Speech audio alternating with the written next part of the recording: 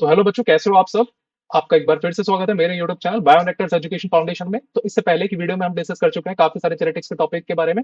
For example binomial expression, या फिर हम पुनेट स्क्वायर की बात करें, मेंडल के लॉज की बात करें, या फिर हम टेस्ट क्रॉस, बैक क्रॉस, जब रेसिप्रोकल वगैरह, ये सारे टॉपिक्स को हम डिस्कस कर चुके हैं। तो आज का जो टॉपिक हमारा रहने वाला है वो रहने वाला है बेसिकली रिकॉम्बिनेशन और लिंकेज का। तो चलिए डिस्कस करते हैं बिना किसी देरी किए हुए फटाफट से। तो सबसे पहले जो टॉपिक लेते हैं, हम लेते हैं रिकॉम्बिनेशन का। तो जेनेटिक रिकॉम्बिनेशन को पढ़ने से पहले सबसे पहले हम बात करते हैं कुछ बेसिक्स की। जैसे कि हम हर वीडियो में सबसे पहले बेसिक से ही स्टार्ट करते हैं, तो चलिए स्टार्ट करते हैं यहाँ पर भी बेसिक से। और आपको कुछ याद होगा जब हमने मियोसिस पढ़ा था। मियोसिस मियोसिस में हमने दो स्टेज पढ़ी थी, मियोसिस फर्स्ट, दूसरी थी मियोसिस सेकंड।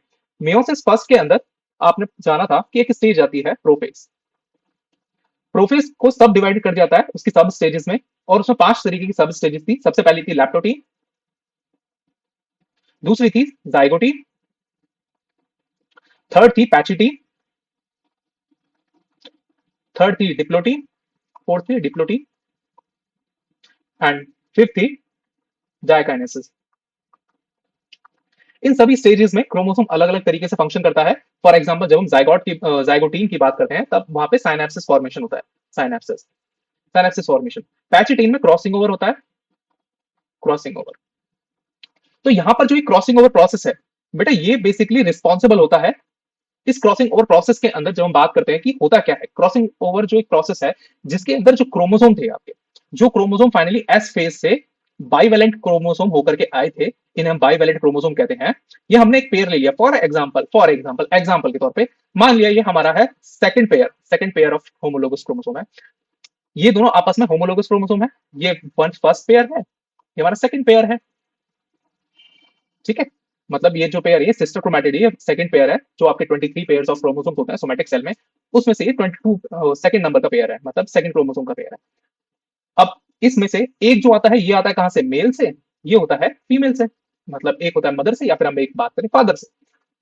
तो अब जो मेल से होता है फाइनली उसके बारे में बात करते हैं। ये जो होते हैं ये बाइवेलेंट क्रोमोसोम कहलाते हैं, इन्हीं को कहते हैं बाइवेलेंट क्रोमोसोम। यहाँ पे मैं पूरा मियोसिस नहीं पढ़ा रहा हूँ, बस केवल बेसिक से चल लेकर के चलते हैं, तो इसलिए थोड़ा डिटेल में हम डिस्कस करें बाइवेलेंट। और इन्हीं को कहा जाता है क्रोमोसोमल टेट्राड। Chromosomal tetrad. और क्रोमोसोमल टेट्राड जब इन्हें कहा गया तो इसमें आप लोगों ने देखा, यहां पर ले लेते हैं थोड़ा, वहां पे जगह कम है। ये जो क्रोमोसोम है, ये दोनों आपस में कैसे हैं, सिस्टर क्रोमैटिड्स हैं। These are sister chromatids. Crossing over process के अंदर ये दोनों, ये जो क्रोमोसोम है, ये जो क्रोमोसोम आपको दिख रहा है ये, और फाइनली ये जो क्रोमोसोम है, ये आपस में कुछ इंफॉर्मेशन को शेयर करते हैं। आपस में इनका जेनेटिक इंफॉर्मेशन चेंज होता है। या फिर हम बात करें कैजमा, एक ऐसी लोकेशन आती है जहां पर ये दोनों अपनी उस लोकेशन पे प्रेजेंट जीन से जेनेटिक इंफॉर्मेशन एक्सचेंज करते हैं। मतलब इसके कुछ जीन इधर जाते हैं और इसके कुछ जीन इधर आते हैं। तो ये जो जेनेटिक इंफॉर्मेशन का एक्सचेंज होता है, जेनेटिक इंफॉर्मेशन एक्सचेंज होता है, इंफॉर्मेशन एक्सचेंज, इसी को कहा गया, इसी प्रोसेस को कहा गया जिसमें जेनेटिक इंफॉर्मेशन एक्सचेंज हुआ, इसी प्रोसेस को कहा गया क्रॉसिंग ओवर। Crossing over. और इस जेनेटिक इंफॉर्मेशन के एक्सचेंज से फाइनली हमारा जब जायगॉट बनेंगे तो वो कैसे होंगे, वो एक नए ही कॉम्बिनेशन के होंगे, जिसे हमने नए कॉम्बिनेशन के बनेंगे, क्योंकि जेनेटिक इंफॉर्मेशन क्या हुई, एक्सचेंज हो गई आपस में। और जब जेनेटिक इंफॉर्मेशन एक्सचेंज हो गई तो कुछ एक नया ही प्रोडक्ट की बात करें, या फिर ऑफस्प्रिंग की बात करें, या इससे बनने वाले एक नए एलीलिक कॉम्बिनेशन की बात करें, तो एक नया ही कॉम्बिनेशन हमें मिलेगा। तो उस कॉम्बिनेशन को कहा गया new genetic recombination. Genetic recombination. Recombination. तो आपको समझ में आया कि जेनेटिक रिकॉम्बिनेशन आया कहां से। तो एक नया ही कॉम्बिनेशन हमें फॉर्म होता है जब हम मियोसिस के केस में देखते हैं, जनरली सेक्सुअली रिप्रोड्यूसिंग ऑर्गेनिज्म जो होते हैं। तो आपको समझ में आया कि क्रॉसिंग ओवर के प्रोसेस में एक्चुअल में होता क्या है, और जिस लोकेशन पे क्रॉसिंग ओवर प्रोसेस होता है उसे हम कहते हैं कैजमा, या फिर हम कैजमा भी कहते हैं, हम कैजमेटा भी कहते हैं। ओके, तो चलो पढ़ते हैं इसकी डेफिनेशन की ओर। Genetic recombination, it is a fundamental biological process that involves the exchange of genetic material between different DNA molecule. Different DNA molecule कहा है, यहाँ पे ये बात याद रखने की है, ये जो वर्ड इसने इंक्लूड करा है, ये different DNA molecules. Different DNA molecule कैसे हुआ, क्योंकि हम जानते हैं जब हम सोमैटिक सेल की बात कर रहे हैं यहाँ पे, जब हम डिप्लॉइड सेल की बात कर रहे हैं यहाँ पे, ठीक है, जो डिप्लॉइड सेल है, डिप्लॉइड सेल से ही फाइनली, जो डिप्लॉइड सेल होती है उसी से बनते हैं फाइनली आपके एक तरीके से जो हैप्लॉइड सेल्स। ठीक है, मियोसिस के बाद। और different region of same DNA molecule. Different कैसे हुए? ये डिफरेंट तो आप एक तरीके से समझो, ये जो था ये कहां से आता है, मदर से एक आता है, और दूसरा एक कहां से आता है, फादर से। क्योंकि आपके मदर और फादर दोनों के ही जो जीन्स होते हैं, दोनों के ही जीन्स आपस में मिलते हैं और फाइनली एक नया जायगोट बनाते हैं। जैसे कि जो भी प्रोडक्ट होता है फाइनली ऑफस्प्रिंग होता है, तो उसके अंदर दोनों के कैरेक्टरिस्टिक होते हैं। और different region of a same DNA molecule, different region of a same DNA molecule leading to a new combination of allele. इससे क्या बना? एक नया कॉम्बिनेशन बना। मतलब कि इनसे जो फाइनली आपके जो गैमेट्स बनेंगे वो फाइनली डिफरेंट होंगे, डिफरेंट गैमेट्स, पेरेंट्स जैसे नहीं होंगे। क्योंकि जब हमने मियोसिस पढ़ा था, तो मियोसिस के अंदर हमने जब मियोसिस और माइटोसिस में डिफरेंस पढ़ा था, तो मियोसिस के अंदर कहा गया this is a reductional division, reductional division. और भी हमने बहुत सारी बातें कही थी कि जो ऑफस्प्रिंग्स होते हैं, offspring are different from parent. जबकि मियोसिस माइटोसिस में हमने कहा था कि offspring are identical to parents. This process essential for the increasing of genetic diversity. अब जब जेनेटिक रिकॉम्बिनेशन होता है तो एक नया ही आउटकम निकलता है, और नया ही आउटकम मिलेगा तो उससे क्या होगा? जेनेटिक डाइवर्सिटी बढ़ेगी। तो this process is essential for increasing the genetic diversity. तो जेनेटिक रिकॉम्बिनेशन होगा तो जेनेटिक डाइवर्सिटी बढ़ेगी। याद रखना है। In sexually reproducing organism, sexually reproducing organism मतलब ह्यूमंस। बेस्ट एग्जांपल कौन है? Humans, sexually reproducing organism. तो आपको समझ में आया जेनेटिक रिकॉम्बिनेशन क्या हुआ है। यहां पर हमने जाना कि जेनेटिक रिकॉम्बिनेशन क्या होता है। जेनेटिक रिकॉम्बिनेशन एक तरीके का ऐसा प्रोसेस है जिसमें जेनेटिक मटेरियल एक्सचेंज होता है। और हमने बहुत अच्छे से जानते हैं जो सेक्सुअली रिप्रोड्यूसिंग ऑर्गेनिज्म होते हैं, जिनके अंदर मेल गैमेट और फीमेल गैमेट बनते हैं, और फाइनली उनसे एक नया जायगोट बनता है। और जब हम इनके गैमेट फॉर्मेशन की बात कर रहे होते हैं तो इनका फॉर्मेशन होता है, कभी भी याद रखना कि मेयोसिस जो प्रोसेस है वो हमेशा एक डिप्लॉइड सेल के अंदर होगा, तो उससे ही फाइनली हैप्लॉइड गैमेट्स बनते हैं। ठीक है, याद रखना है। ऐसा ऐसी बात नहीं है कि हम ये बोलते हैं कि हर बार की हैप्लॉइड सेल में मियोसिस नहीं। हैप्लॉइड सेल फॉर्मेशन जो होता है वो मियोसिस फर्स्ट और मियोसिस सेकंड से होता है। ठीक है, ये बात याद रखने की है, तो याद रखिएगा। चलिए बढ़ते हैं नेक्स्ट। अब जो क्रॉसिंग ओवर था, यहीं पे यहाँ पे यही बता रखा है, जो क्रॉसिंग ओवर जो प्रोसेस था वो कब होता है? फाइनली जब होमोलोगस पेयर कब होते हैं? जब साइनेप्सिस बनते हैं, वो होता है जाइगोटीन स्टेज में। और क्रॉसिंग ओवर जो प्रोसेस था वो होता है कहां पर? पैक्सिटीन स्टेज में। ये दोनों कौन सी स्टेज है? प्रोफेज फर्स्ट की। प्रोफेज फर्स्ट किसका? मियोसिस फर्स्ट का। और मियोसिस क्या होता है? रिडक्शनल डिवीजन, जिसमें क्रॉसिंग ओवर होता है। Resulting the resulting gametes sperm और egg contain new combination of a trait. क्योंकि यहां पर क्या हुआ था? Crossing over. क्रॉसिंग ओवर में जेनेटिक मटेरियल एक्सचेंज हुआ था, जेनेटिक इंफॉर्मेशन एक्सचेंज हुई थी, जीन्स जो थे एक्सचेंज हुए थे। Why? Which is why siblings from same parents are generally not identical. इसीलिए कहा जाता है कि एक माँ बाप के जब दो बच्चे होते हैं या फिर तीन होते हैं, जितने भी ऑफस्प्रिंग्स होते हैं ह्यूमंस के केस में, तो वो कैसे होते हैं? सिमिलर होते हैं, आइडेंटिकल नहीं होते हैं। सिमिलर होते हैं मतलब काफी हद तक सिमिलर दिख सकते हैं, लेकिन आइडेंटिकल नहीं होंगे। हम कहें कि 100% सिमिलरिटी है कि शक्ल मैच कर रही है, डिट्टो, कुछ भी अलग नहीं है कि मतलब जैसे फादर की शक्ल है या फिर उनके बच्चों की भी वैसी शक्ल है। ऐसा नहीं होता है। ऐसा इसीलिए नहीं होता है क्योंकि यहाँ पर जेनेटिक रिकॉम्बिनेशन हुआ है। यहाँ पर जो गैमेट्स बने थे फादर के या फिर मदर के, दोनों के जो गैमेट्स बने थे तो मियोसिस प्रोसेस के थ्रू ही बने थे। और उस मियोसिस प्रोसेस फर्स्ट में क्या था? प्रोफेज स्टेज थी। प्रोफेज स्टेज के अंदर ही लैप्टोटीन, जाइगोटीन, पैक्सिटीन और डिप्लोटीन और डायकाइनेसिस, ये 5 स्टेजेस आई थी, जिसमें पैक्सिटीन स्टेज में क्रॉसिंग ओवर हुआ था। और क्रॉसिंग ओवर के बाद क्या होता है? जीन्स एक्सचेंज होते हैं, या फिर हम कहें जेनेटिक इंफॉर्मेशन एक्सचेंज होती है। तो क्रॉसिंग ओवर होगा तो जेनेटिक रिकॉम्बिनेशन होगा। याद रखनी है ये बात। ठीक है, तो इस बात को यहाँ पे लिख लेते हैं। अगर जेनेटिक रिकॉम्बिनेशन होगा, रिकॉम्बिनेशन होगा होगा तो किसके बराबर होगा? क्रॉसिंग ओवर के, क्रॉसिंग ओवर के। या फिर हम बात करें रिकॉम्बिनेशन होगा, रिकॉम्बिनेशन होगा तो वो क्रॉसिंग ओवर होगा। क्रॉसिंग ओवर से ही रिकॉम्बिनेशन आता है। इस बात को आपको याद रखना है बच्चों। ठीक है, तो इस स्टेटमेंट को पूरे को बिल्कुल नहीं भूलना है, बिल्कुल भी जरा सा भी भूलना नहीं है। अब रिकॉम्बिनेशन फ्रीक्वेंसी। अब रिकॉम्बिनेशन फ्रीक्वेंसी क्या होती है?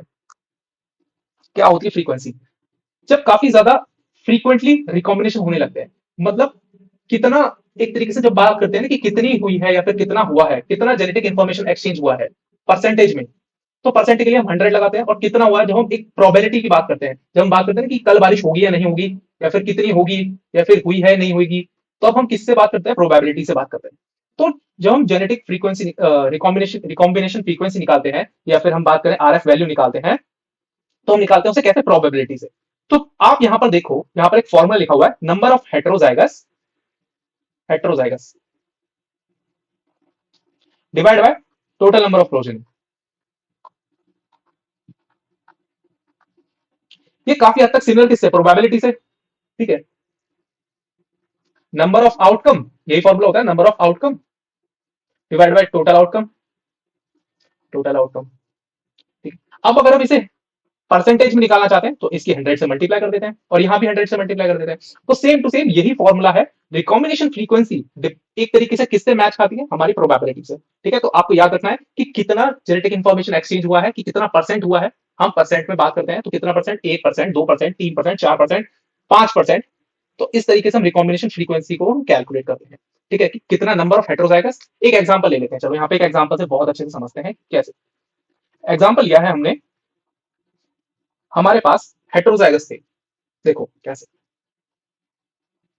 हमने लिए कैपिटल डी, वही मैंडल्स की क्रॉस ले रहे हैं, एक स्मॉल टी। ये था हमारा कैसा, टॉल, और ये था हमारा डार्क। इनकी क्रॉस कराओ, ये मिला और एक ये मिला, स्मॉल टी।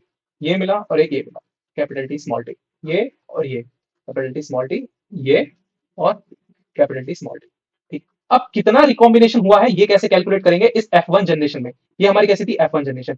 अब यहाँ पर कितना रिकॉम्बिनेशन हुआ है, इनके गैमेट्स कौन से बने होंगे, गैमेट्स यहाँ से क्या निकला होगा, टी निकला होगा, यहाँ से क्या निकला होगा, स्मॉल टी। सारे के सारे टॉल हैं, देख रहे हो, सारे के सारे टॉल हैं फिनोटाइप में, फिनोटाइप याद रखना इन सब चीजों को, फिनोटाइप। अब यहाँ पर हमें रिकॉम्बिनेशन फ्रीक्वेंसी निकालनी है RF, तो कैसे, टोटल नंबर ऑफ हेट्रोजाइगस कितने हैं, total number of heterozygous, heterozygous किसमें कितने हैं, इसमें 4 है, ठीक है। और टोटल नंबर ऑफ प्रोजेनी कितनी है, टोटल नंबर ऑफ प्रोजेनी कितने सारे प्रोजेनी है, 4, ठीक है।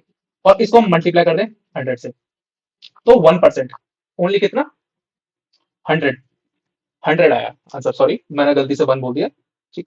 तो 100, तो 100% यहाँ पर क्या है, रिकॉम्बिनेशन फ्रीक्वेंसी, मतलब सभी के सभी टॉल हुए हैं, सभी के अंदर आप देखो, सभी के सभी 100, सभी के सभी यहाँ पे सारे के सारे कैसे हैं, टॉल। अब अगर हम F2 जनरेशन के निकालें, देख लो F2 जनरेशन की भी निकालते हैं, कैसे निकालते हैं।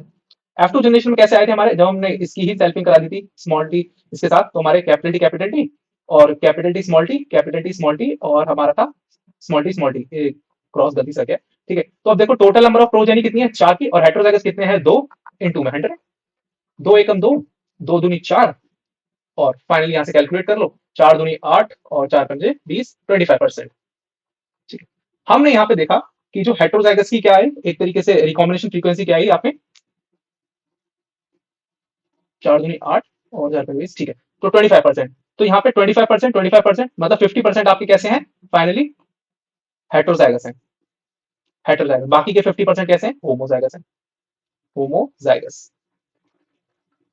क्लियर हुआ आपको रिकॉम्बिनेशन फ्रीक्वेंसी कैसे कैलकुलेट करी हमने। तो चलिए अब बात करते हैं सेंटीमॉर्गन की, या फिर हम बात करें मैपिंग टर्म्स की। मैपिंग टर्म्स में हम बात करते हैं 1% रिकॉम्बिनेशन इक्वल्स टू होता है 1 मैप यूनिट, या फिर हम बात करें सेंटीमॉर्गन। सेंटीमॉर्गन क्या है, सेंटीमॉर्गन एक यूनिट है, सेंटीमॉर्गन क्या है, यूनिट है। और ये जो यूनिट है ये दर्शाती है कि एक जीन से दूसरे जीन के बीच में डिस्टेंस, मतलब एक डीएनए मॉलिक्यूल है ये, फॉर एग्जाम्पल एक डीएनए मॉलिक्यूल है, एक जीन यहाँ पर है, जीन यहाँ पर है, और दूसरा जीन यहाँ पर है। तो इनके बीच में जो डिस्टेंस है उसे हम सेंटीमॉर्गन से रिप्रेजेंट करते हैं, सेंटीमॉर्गन, कितने सेंटीमॉर्गन है। फॉर एग्जांपल 1 मैप यूनिट है, या फिर हम बात करें 1 सेंटीमॉर्गन है, दो जीन से, जीन 1 और जीन 2 के बीच में, यही एग्जांपल ले रहे हैं। इसे हमने जीन 1 रख दिया और इसे हमने यहाँ पे जीन 2 रख दिया। तो जीन 1 और जीन 2 इन दोनों के बीच में 1 सेंटीमॉर्गन डिस्टेंस है, ठीक है, 1 मैप यूनिट, या फिर हम बात करें मैप यूनिट लिख लेते हैं। तो इनके बीच में चांस है कितना, 1% क्रॉसिंग ओवर होने का चांस है, या फिर बात करें इनके बीच में चांस है क्रॉसिंग ओवर होने का 1%। और 1% क्रॉसिंग ओवर होने का चांस है, इसका मतलब 1% ही रिकॉम्बिनेशन का चांस है, क्योंकि रिकॉम्बिनेशन इक्वल टू किसके होता है, क्रॉसिंग ओवर के, ये हम प्रीवियस में डिस्कस कर चुके हैं, ठीक है। तो 1% चांस किसका है, रिकॉम्बिनेशन का, रिकॉम्बिनेशन। तो आपको ये ध्यान रखना है, फॉर एग्जाम्पल अगर किसी के पास 20% सेंटीमोर्गन है, मतलब दो जीन्स के बीच में, तो उनके अंदर रिकॉम्बिनेशन होने का चांस क्या होगा, वो भी 20% होगा, या फिर क्रॉसिंग ओवर का चांसेस क्या होंगे, वो भी 20% ही होंगे, ठीक है। तो इस तरीके से हम सेंटीमोर्गन और क्रॉसिंग ओवर या फिर हम कहीं रिकॉम्बिनेशन को डिस्कस करते हैं। तो रिकॉम्बिनेशन का टॉपिक केवल इतना ही है।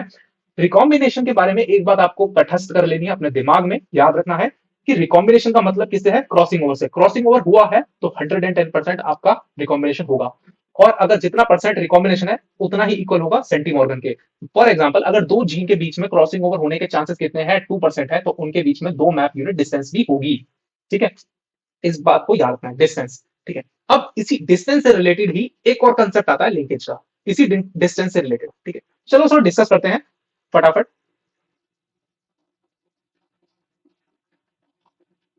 एक क्लीन स्लाइड लेते हैं, पहले उसे थोड़ा सा हल्का सा बेसिक लेते हैं, फिर उसके बाद बताते हैं क्लीन स्लाइड पे।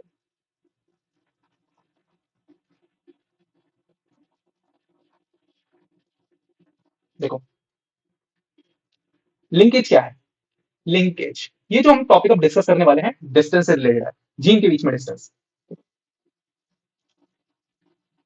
लिंकेज का वर्ड से आप क्या समझ रहे हो? मतलब कि कहीं ना कहीं कुछ लिंक है आपस में, लिंक है कहीं ना कहीं, लिंक है कहीं कुछ।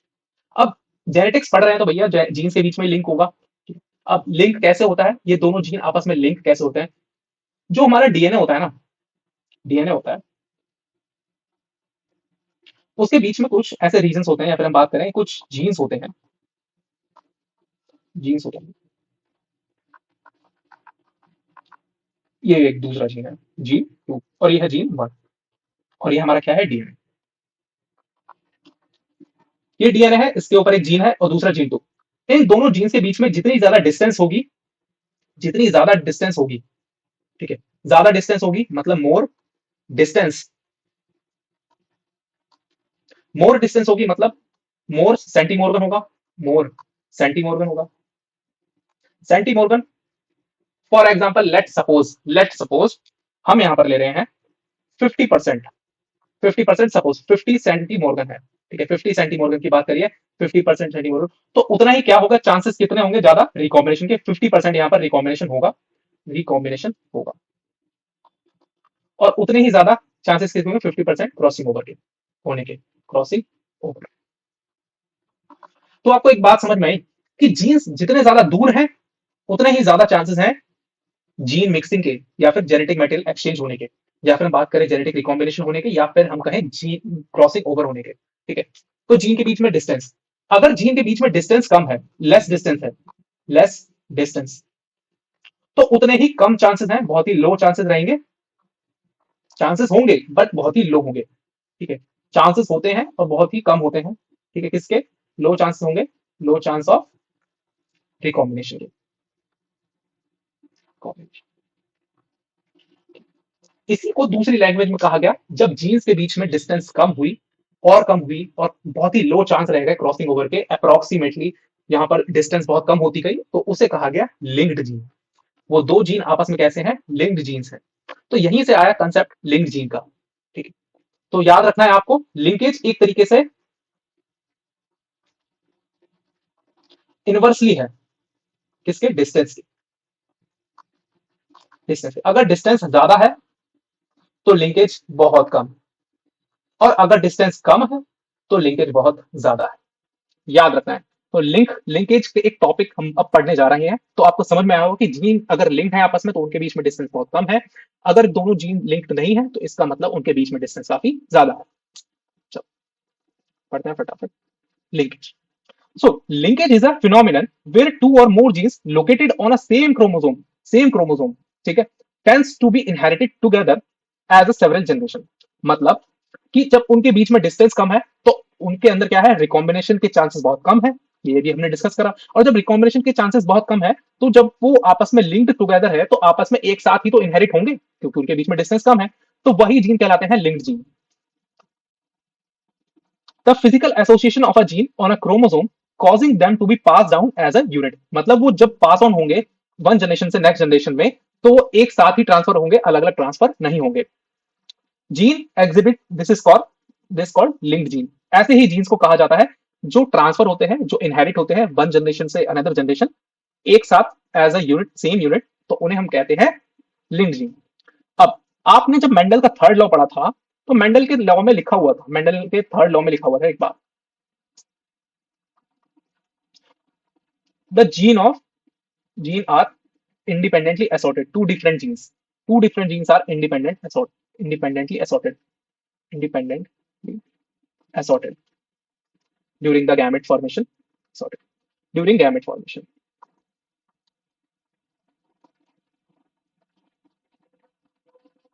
ठीक है।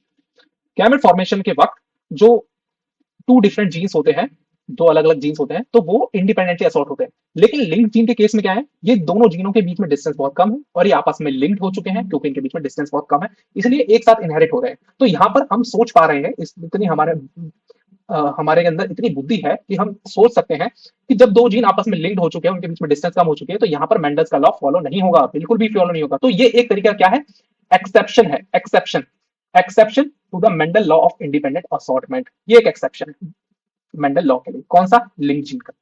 तो लिंकेज को बारे में आपको ध्यान रखना है, linkage is a exception, exception to the third law of Mendel, third law of Mendel. ठीक है, ये बात आपको ध्यान रखनी है। तो लिंक्ड जीन का कंसेप्ट आपको समझ में आया, आपको एक बेसिक आइडिया लगा होगा कि लिंक जीन क्या है। ठीक है, अब ये जो लिंकेज था, ये जो टर्म थी या फिर लिंक जीन के बारे में बताया किसने था, ये बताया था एक साइंटिस्ट थे, टीएच मॉर्गन, जिनका फुल नेम है थॉमस हंट मॉर्गन। चलिए पढ़ते हैं और भी चीजें। This concept was developed by the Thomas Hunt Morgan, TH Morgan इन्हें कहते हैं, TH Morgan. Strength of a linkage, यही स्ट्रेंथ की बात करी जा रही है। अगर डिस्टेंस ज्यादा रहेगी दो जीन्स के बीच में, तो इसका मतलब क्या है, सेंटीमॉर्गन ज्यादा है, मतलब डिस्टेंस ज्यादा है, क्योंकि डिस्टेंस को जेनेटिक्स में हम किससे नापते हैं, सेंटीमॉर्गन से। Tightly linked gene, tightly linked कौन से, genes are located very close, आपस में बहुत क्लोज होते हैं, टू ईच अदर। ठीक है, on the chromosome they have a strong linkage, तो उनके अंदर कैसे है, स्ट्रॉन्ग लिंकेज है। ठीक है, और इसी को हमने कहा low chance of a separation, chances तो होंगे लेकिन बहुत दो होंगे। अब वो कितना होंगे कितने नहीं होंगे, ये थॉमस हंट मॉर्गन ने अपना एक एक्सपेरिमेंट किया डॉर्सोफिला मेलानोगास्टर का, और वहां पर उन्होंने बताया, दो क्रॉसेस करी थी, उन दोनों क्रॉसेस को अभी हम देखेंगे। टेंशन नहीं लेने का, भाई आया है बता के जाएगा। Loosely linked gene, genes located further apart on the chromosome, मतलब जो जीन्स होते हैं वो एक दूसरे से काफी ज्यादा अलग होते हैं। They have a weak linkage and higher chance of a separation, या फिर हम बात करें higher chance of a recombination, दोनों के अलग अलग ट्रांसफर होने के चांसेस बहुत कम होंगे, सेपरेशन को कहते हैं, या फिर हमें बहुत लो चांस होंगे रिकॉम्बिनेशन के। हायर चांस कैसे होंगे रिकॉम्बिनेशन, यहाँ पे बाया क्रॉसिंग। ठीक है, तो आपको ये चीज समझ में आई, दोनों चीजें, कुछ टाइटली लिंक्ड जीन होंगे और कुछ लूजली लिंक्ड, लूज जीन वाले होंगे जिनके बीच में डिस्टेंस काफी ज्यादा है, सेंटीमोटन ज्यादा है, रिकॉम्बिनेशन के चांसेस ज्यादा है। अब दो टाइप की लिंकेज होती है, बेसिकली वही है कंप्लीट लिंकेज और इनकम्प्लीट लिंकेज। ठीक है, कंप्लीट लिंकेज में क्या है, डिस्टेंस बहुत ही कम है, टू जस्ट डिस्टेंस बहुत ही कम है, और इनकम्प्लीट लिंकेज में क्या है, एट सम डिस्टेंस, उनके अंदर डिस्टेंस काफी ज्यादा है, सम डिस्टेंस मतलब कुछ डिस्टेंस है। ठीक है, चलो इनको अब समझते हैं। अब ये जो क्रॉस थी ये है क्रॉस वन, इसको क्रॉस ए नाम दिया। ठीक है, ये एनसीईआरटी का ही फिगर है बिल्कुल। ठीक है, अब इसके अंदर हमने, ये है पेरेंटल पी और ये है F1 जनरेशन और ये है F2 जनरेशन। अब समझते हैं शुरुआत से, देखो एक रफ लेते हैं पेज सबसे पहले, गिव अ मिनट।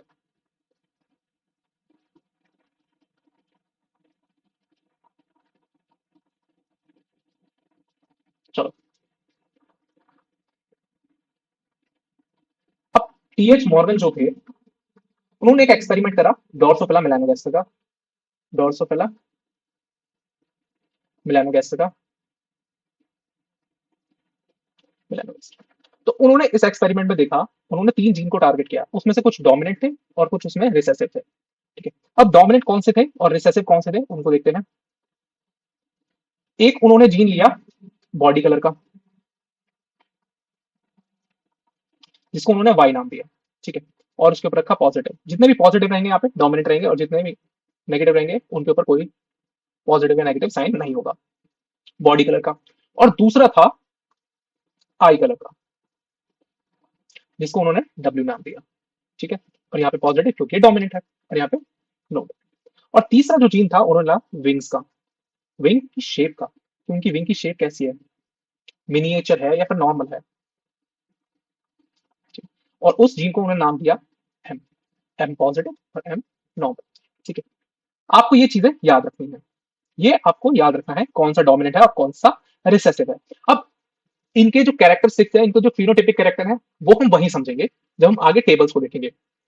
चलो, वैसे बताने को तो यहीं पे बताया जा सकता है, जैसे कि ये ब्राउन था, या फिर हम इसे ग्रे भी कहते हैं, ये रेड था और ये नॉर्मल था, नॉर्मल शेप है, और या फिर मिनिएचर शेप है, मिनिएचर, ये येलो है या फिर ये व्हाइट है। ठीक है, इस तरीके से। चलिए समझते हैं फटाफट, क्रॉस ए को देखते हैं। क्रॉस, क्रॉस ए में ये जो जितने भी जीन्स थे, ये सभी की सभी एक्स क्रोमोसोम पे प्रेजेंट है। ये कहां प्रेजेंट है, एक्स क्रोमोसोम पे। जितने भी जीन्स अभी हमने डिस्कस करे, ये सभी के सभी एक्स क्रोमोसोम पे डिपेंड है, प्रेजेंट है। यहाँ पर ये है मेल, ये है सॉरी फीमेल, और ये है मेल, ये है हमारा मेल, ये है फीमेल। तो ये है एक एक्स क्रोमोसोम, ये दूसरा एक्स क्रोमोसोम। फीमेल के ऊपर एक्स क्रोमोसोम 2 होते हैं और मेल के ऊपर एक एक्स क्रोमोसोम होता है, दूसरा वाई होता है। तो वाई पे तो प्रेजेंट ही नहीं होगा, क्योंकि ये क्रोमोसोम, ये जो जीन्स है किस पे प्रेजेंट है, एक्स क्रोमोसोम पे। अब वाई और वाई, वाई और डब्ल्यू, और वाई डब्ल्यू जो कि आपके दोनों ही कैसे हैं, रिसेसिव है। और ये दोनों कैसे हैं, दोनों ही डोमिनेंट है। तो डोमिनेंट वाले किसमें है, वाइल्ड टाइप, जिसे हमने वाइल्ड टाइप का बोला, यहाँ पर हमने डिस्कस करा था। तो ये कैसे रखा गया, वाइल्ड टाइप। डोमिनेंट वाले जीन को क्या बोला गया, वाइल्ड टाइप। वाइल्ड टाइप ही रखा गया यहाँ पे। अब इन दोनों के बीच में जब गैमेट्स बनेंगे तो इन दोनों के गैमेट्स कैसे होंगे, इसके पास तो एक ही एक्स निकलेगा, अगर इसके पास एक्स एक्स है तो यहां से तो एक्स ही जाएगा, और यहां से जो एक्स वाई होते हैं उनमें से दो बन सकते हैं, एक्स बनेगा या फिर वाई बनेगा। तो जब एक्स एक्स हुआ तो फाइनली एक्स के पास कैसे थे, ये थे, और एक्स, इस वाले एक्स के पास वाई पॉजिटिव और डब्ल्यू पॉजिटिव, और इसके पास तो केवल वाई ही था। तो यहाँ पर आप एक दो तरीके के गैमेट्स बन सकते हैं, दो तरीके के हम बात करें ऑफस्प्रिंग बनेंगे। एक एक्स वाई बनेगा, जो कि आपका कैसा होगा, नॉर्मल रहेगा, इसके पास वाई डब्ल्यू होगा और नॉर्मल। और दूसरा बनेगा आपका, ये हो गया हमारा कैसा, ये हो गया हमारा मेल, ये बनेगा हमारा मेल, और दूसरा होगा फीमेल। अब फीमेल जो बनेगी बेटा, वो किस जीनोटाइप के साथ जनरेट होगी, एक्स और एक्स के साथ, और उसके पास कौन सा होंगे, वाई डब्ल्यू, और वाई पॉजिटिव और डब्ल्यू पॉजिटिव। मतलब फीमेल अब क्या होगी, वाइल्ड टाइप, वाइल्ड टाइप होगी। आप लोगों ने देखा वाइल्ड टाइप पहले कौन था, मेल था। यहाँ पर देखो, यहाँ पे कौन है, मेल है वाइल्ड टाइप, और यहाँ पर अब क्या है, फीमेल और फीमेल। जब इस ऐसे करेक्टर जो इनहेरिट होते हैं, ठीक है, मेल से फीमेल के अंदर, नेक्स्ट जनरेशन की फीमेल के अंदर, या फिर पहले फीमेल के पास था जो वाइल्ड टाइप करेक्टर से, और वो ट्रांसफर हुए किसी F1 जनरेशन में किसी फीमेल के पास, जो मेल था, या फिर फीमेल के पास थे तो मेल के अंदर ट्रांसफर हुए, इसी को कहा गया criss cross inheritance. Criss cross inheritance, इसी को नाम दिया। ठीक। तो आप लोगों ने देखा यहाँ पर हमें कैसे गया, ये हमारी फीमेल है जो कि वाइल्ड टाइप की बनी है, और ये हमारा मेल है जो कि येलो और व्हाइट कलर का बना है। ये दोनों ही दोनों येलो और व्हाइट कैसे हैं, रिसेसिव हैं। देखो हमने यहाँ पे पीछे डिस्कस भी करा है, तो आपको अभी दिखाते हैं। ये देखो, येलो और व्हाइट कैसे हैं, रिसेसिव हैं दोनों के दोनों।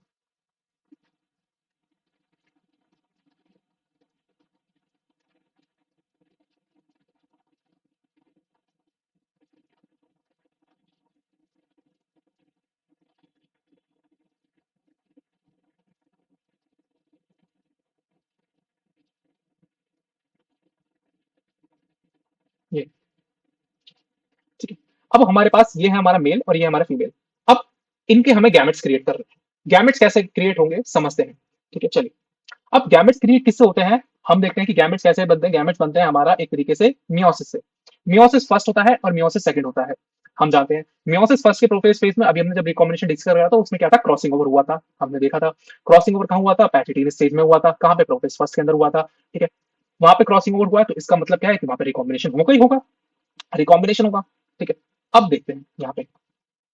अब यहाँ से तो जब हम मेल की बात करते हैं, तो मेल तो हमारा क्या ही प्रोड्यूस करेगा, मेल हमारे दो ही टाइप के गैमेट प्रोड्यूस करेगा, या तो एक्स कर पाएगा या फिर वाई कर पाएगा, यही प्रोड्यूस कर पाएगा। और एक्स वाले के पास क्या है, ये जीन्स है, और वाई वाले के पास तो कुछ है नहीं, क्योंकि वाई क्रोमोसोम पे ये जीन्स प्रेजेंट है ही नहीं। अब फीमेल्स के पास आते हैं, फीमेल, फीमेल के पास क्या है, फीमेल दो ही, दो है, दो अलग अलग तरीके के गैमेट्स प्रोड्यूस करेगी, या तो वो एक्स करेगी या फिर वो दूसरा एक्स करेगी, ठीक है, या तो वो ये करेगी, ये प्रोड्यूस कर दे जिनके पास बेसिकली रिसेसिव जीन्स है, या फिर एक एक्स प्रोड्यूस करेगी जिसके पास ये प्रेजेंट है, ठीक है, ये जीन जो डोमिनेंट है नेचर में। अब जो रिकॉम्बिनेशन होगा, रिकॉम्बिनेशन होगा क्योंकि गैमेट्स फॉर्मेशन किससे होता है, रिकॉम्बिनेशन से। और रिकॉम्बिनेशन के वक्त कैसे जीन्स बन सकते हैं, कुछ इस तरीके के एक्स, और ये पॉजिटिव हो सकता है, या फिर हम बात करें कुछ इस तरीके के एक्स वाई पॉजिटिव और डब्ल्यू डोमिनेट, कुछ इस तरीके से। तो एक दो तीन चार, तो चार टाइप के प्रोड्यूस हो सकते हैं। लेकिन ये केस मेल के केस में अप्लाई नहीं होगा। क्यों अप्लाई नहीं होगा, क्योंकि वाई क्रोमोसोम पे तो प्रेजेंट होते ही नहीं, और वाई और एक्स क्रोमोसोम यहाँ पर एक ही टाइप है, एक ही टाइप का होता है मेल्स के केस में, ठीक है। तो चलो अब इनके कॉम्बिनेशन बनाते हैं और इनके कॉम्बिनेशन से देखते हैं कि कैसे कैसे। यहाँ पे मैंने पहले से बना करके रख रखे हैं क्योंकि टाइम ज्यादा ना लगे वीडियो के अंदर। तो चलो देखते हैं। देखो, ये कुछ क्रोमोसोम्स हैं, ये पेरेंट थे, ये कैसा था, वाइल्ड टाइप था, क्रॉस वन चल रही है, वाइल्ड टाइप, ठीक है। फीमेल था, ये मेल से, ये दोनों फाइनली वाइल्ड टाइप बन गए थे, इसी को हमने क्या कहा, क्रिस क्रॉस इनहेरिटेंस, और फाइनली F1 जनरेशन के जो हमने गैमेट बनाए, जो फीमेल के एग्स होंगे वो कितने टाइप के गैमेट्स बनेंगे, एक एक्स ऐसा, एक एक्स ये, और फाइनली एक ये, दोनों कैसे हैं, ये दोनों रिकॉम्बिनेंट्स हैं, रिकॉम्बिनेंट्स, रिकॉम्बिनेंट्स, ठीक है। और ये दोनों कैसे हैं, ये दोनों पेरेंटल टाइप हैं, ये और ये दोनों कैसे हैं, पेरेंटल टाइप। ये ऐसा क्यों हुआ भैया, गैमेट्स तो ये दोनों ही है ना, और जब ये गैमेट्स दोनों है तो दोनों मियोसिस के प्रोसेस के थ्रू बने होंगे।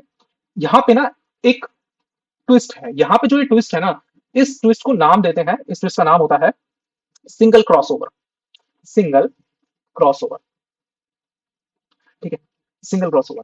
अब बहुत सारे वीडियोस जो यूट्यूब पे पड़े हुए हैं, मैंने उनमें देखा है कि टीचर जो है वो कुछ बता रहे हैं कि ये लिंकेज की वजह से है, या फिर हम बात करें ये किसी और वजह से है, पता नहीं क्या क्या बता रहे हैं, लेकिन ये जो कंडीशन है ये कही जाती है सिंगल क्रॉसओवर।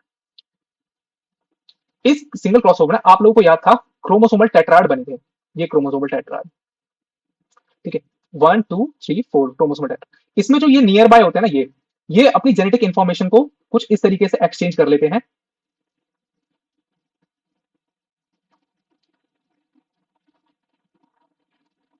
तो आप लोगों ने देखा केवल यही वाले, ये जो क्रोमोसोम है 2 और 3, जो क्रोमोसोम नंबर है नॉन सिस्टर क्रोमैटिड्स अपनी जेनेटिक इंफॉर्मेशन को एक्सचेंज करते हैं, बाकी दो कैसे होते हैं, नॉर्मल रहते हैं। मतलब इनसे जो गैमेट बनेगा, जो फाइनली मियोसिस फर्स्ट में, मियोसिस फर्स्ट में तो ये हुआ, और मियोसिस सेकंड में क्या होता है, मियोसिस सेकंड के अंदर जो सिस्टर क्रोमैटिड्स होते हैं वो सेपरेट हो जाते हैं। तो दो जो ये बनेंगे, दो बनेंगे कैसे, आपके पेरेंटल टाइप, और दो बनेंगे आपके रिकॉम्बिनेंट टाइप, ठीक है। तो यहाँ पर सिंगल क्रॉसिंग ओवर एक प्रोसेस होता है जिसकी वजह से, और डबल क्रॉसिंग ओवर प्रोसेस के अंदर क्या होता है कि चारों के चारों एक साथ जेनेटिक इंफॉर्मेशन एक्सचेंज करते हैं, मतलब जो दोनों नॉन सिस्टर क्रोमैटिड्स हैं एक साथ, ठीक है। अब इन दोनों के कॉम्बिनेशन जब हम बनाते हैं इसकी वजह से, क्योंकि 4 into 2 कितने हमारे जो पॉसिबल आउटकम्स बनेंगे, 8 बनेंगे, ठीक है। क्योंकि आप यहां से इनके बीच में हमने एक टेबल पर रिप्रेजेंट करा है, देखते हैं किस तरीके से, देखो। अब ये हमारे कुछ गैमेट्स हैं, वाई पॉजिटिव और डब्ल्यू पॉजिटिव, ये एक एक्स था, और दूसरा एक्स हमारा कैसा गया, वाई और डब्ल्यू, ठीक। ये तो एक ये बना, और भी बहुत सारे बनाने हैं, हमें 8 बनाने हैं टोटल। तो सबसे पहले इसके साथ सभी के कॉम्बिनेशन बन जाएंगे, और दूसरे इसके साथ वाई के साथ सभी के कॉम्बिनेशन बन जाएंगे, ठीक है। तो 4 ये वाले कॉम्बिनेशन बनाते हैं हम रिसेसिव के साथ, एक्स वाई डब्ल्यू, और दूसरा X Y W, X Y ये रिकॉम्बिनेंट वाला, और दूसरा एक्स हमारा ये डोमिनेंट वाला, और तीसरा एक्स वाई डोमिनेंट और डब्ल्यू रिसेसिव, और दूसरा ये दोनों रिसेसिव। एक तो ये तो बन गए सारे के सारे एक्स के साथ, मतलब ये एक्स, एक्स के मेल के साथ। तो ये सारी की सारी कैसी हैं, फीमेल्स हैं, याद रखना है आपको, ये सभी कैसी हैं, फीमेल्स हैं। अब उसी के पास चलते हैं फटाफट, यहाँ पे देखो। तो यहाँ पर आपको ये सारा जितना भी देखने के लिए मिला, ये कैसे मिली, फीमेल्स। देखो ये कैसा है, ये वाई था शुरुआत से, ये वाई, और यहाँ पर ये सारा जो कॉम्बिनेशन है, ये देखो, ये कैसा कॉम्बिनेशन किसका है, ये फीमेल्स का है, और ये कैसा कॉम्बिनेशन, ये सभी मेल्स का कॉम्बिनेशन है। अब इनका फिनोटाइप देखेंगे, उसी तरीके से अगर हम वाई के कॉम्बिनेशन बनाएंगे तो वाई के कॉम्बिनेशन बन जाएंगे। अब हम इनके फिनोटाइप को चेक करते हैं। यहाँ पे फिनोटाइप देखो, ये वाइल्ड टाइप आ रहा है, एक ये वाइल्ड टाइप आ रहा है, और ये कैसा है, पेरेंट के जैसा। पेरेंट कैसे थे, येलो व्हाइट येलो व्हाइट, ये भी येलो व्हाइट, ठीक है। और बाकी जो आ रहे हैं ये कैसे आ रहे हैं, एक तरीके से हम बात करें तो ये हमें दिख रहे हैं रिकॉम्बिनेंट टाइप के, ठीक है। अब इनकी परसेंटेज निकाली गई, अब टीएच मॉर्गन ने ऐसे ही क्रॉस करी, ठीक है। हमने शुरुआत में देखते हैं कि सबसे पहले पेरेंटल थे, उसमें से F1 जनरेशन में क्रिस क्रॉस इनहेरिटेंस हमें शो हुआ, फिर उसके बाद उन्होंने कॉम्बिनेशन बनाए, और कॉम्बिनेशन बनाए, उन्होंने अप्रोक्सीमेटली 5000 डॉर्सोफिला को स्टडी करा था। हमने जब देखा कि उन्होंने 5000 अप्रोक्सीमेटली डॉर्सोफिला को स्टडी करा था। तो उनके पास कुछ इस तरीके के पैटर्न निकले। पेरेंटल कैसे थे, टोटल नंबर ऑफ फ्लाइज कितनी थी, प्लीज सैंड फ्लाई की बात करें, डोर्सोफिला मेनानोगास्ट्रा को हम सैंड फ्लाई भी कहते हैं, तो यहाँ पर फ्लाइज का नाम, तो 2459 फ्लाइज हमारी कैसी निकली, पेरेंटल निकली, जिसमें हमने बात करा ग्रे थी और रेड थी, मतलब ये वाली, ठीक है। येलो बॉडी वाले कौन से थे, दूसरे, yellow body and white eyes, मतलब ये एक्स वाले, ये कितने 2416। तो जब हम परसेंटेज, और फिर उसके बाद फाइनली रिकॉम्बिनेंट वाले कैसे थे, ये आपके, और ये, तो ये दोनों कैसे थे, रिकॉम्बिनेंट्स थे, और ये कैसे पेरेंटल थे।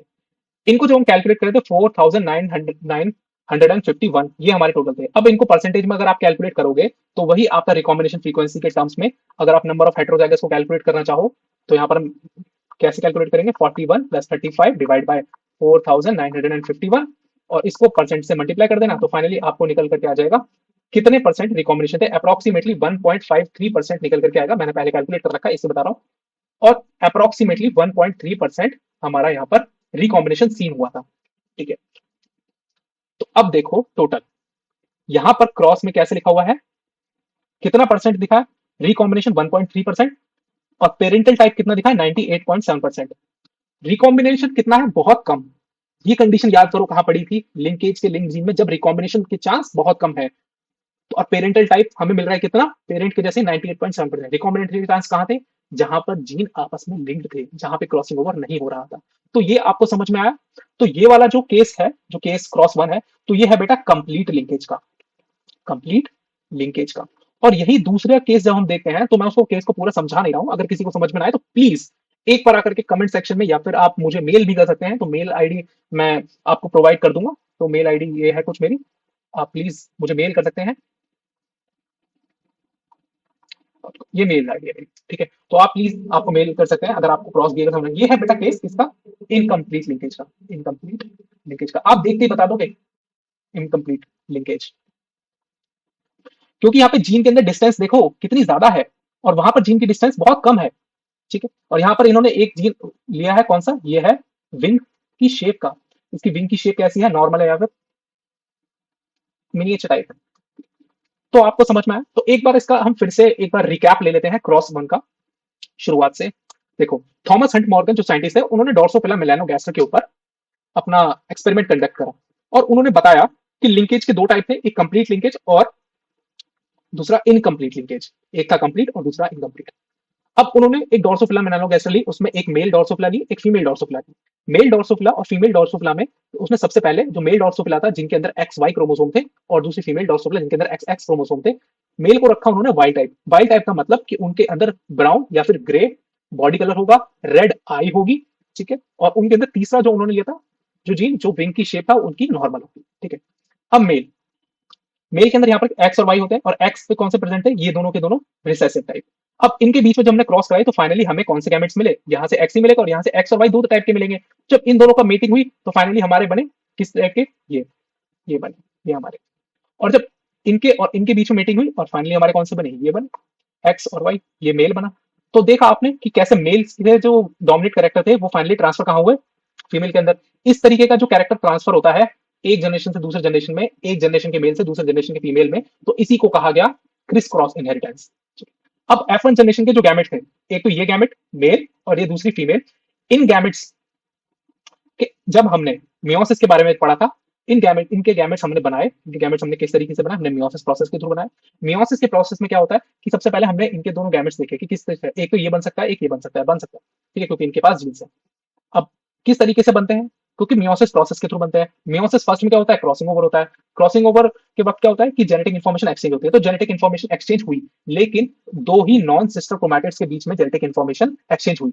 दो नॉन सिस्टर क्रोमैटिड्स के बारे में अभी हमने जो समझा था, मैं वही फिगर फटाफट निकाल देता हूँ, वहीं से रिकैप दे देता हूँ।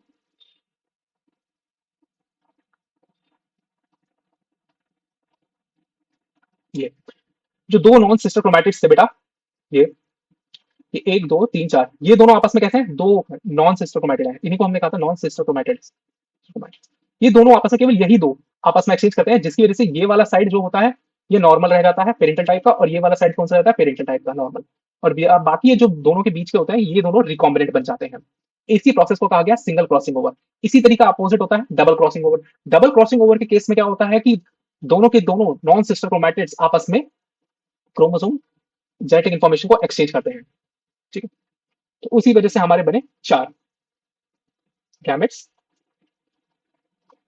मेल हमारे मेल में क्रिएट हुए एक्स और वाई, और फीमेल में बने कुछ इस तरीके के गैमेट। अब इनकी जब हमने क्रॉस कराई तो फाइनली हमारे पास मिले हमें कुछ इस तरीके के गैमेट, जिसमें फीमेल्स थे। जब हमने एक्स की कराई इन सभी के साथ और वाई की कराई फिर तो 8 मिले, क्योंकि 4 × 2 = 8 होता है भाई। 4 × 2 = 8, 8 कॉम्बिनेशन बनेंगे, 8 कॉम्बिनेशन हमारे बने। तो हम लोगों ने देखा कि इसके अंदर हमारा सबसे ज्यादा पेरेंटल टाइप दिख रहा था, सबसे ज्यादा पेरेंटल टाइप शो हो रहा था। और वाइल्ड टाइप हम बात करें, जैसे ये वाइल्ड टाइप कैसा है, पेरेंट के जैसा है, ये येलो वाइट कैसा है, पेरेंट के जैसा है, ठीक है। और रिकॉम्बिनेशन कितना सीन हो रहा था, ओनली इन 1.3%। कैसे, क्योंकि उनके एक्सपेरिमेंट के रिजल्ट हमारे पास है, क्योंकि उन्होंने इतने नंबर ऑफ फ्लाइज पे एक्सपेरिमेंट करा था। टोटल इतने फ्लाइज उन्हें मिले थे, जिसके अंदर थे आपके 35 कैसे थे रिकॉम्बिनेशन, ये 41 ये रिकॉम्बिनेशन, ये 21 ये दोनों पेरेंटल टाइप थे। और टोटल जब हमने रिकॉम्बिनेशन फ्रीक्वेंसी कलेक्ट करी तो हमें 1.53% मिला, जिससे हमारा 1.3% रिजल्ट आया। तो आपको समझ में आया ये सारी चीजें किस तरीके से हैपन हुई। तो चलिए इतना ही था आज की वीडियो में, मिलते हैं नेक्स्ट वीडियो के अंदर और फिर से डिस्कस करते हैं एक नए टॉपिक की ओर। आज हमने समझा जेनेटिक रिकॉम्बिनेशन के बारे में और हमने लिंकेज के बारे में। तो इसी तरीके से आप वीडियो को देखते रहिए और शेयर करिए, लाइक करिए और मेरे चैनल को सब्सक्राइब करिए बायोनेक्टर्स को। और मिलते हैं नेक्स्ट वीडियो में।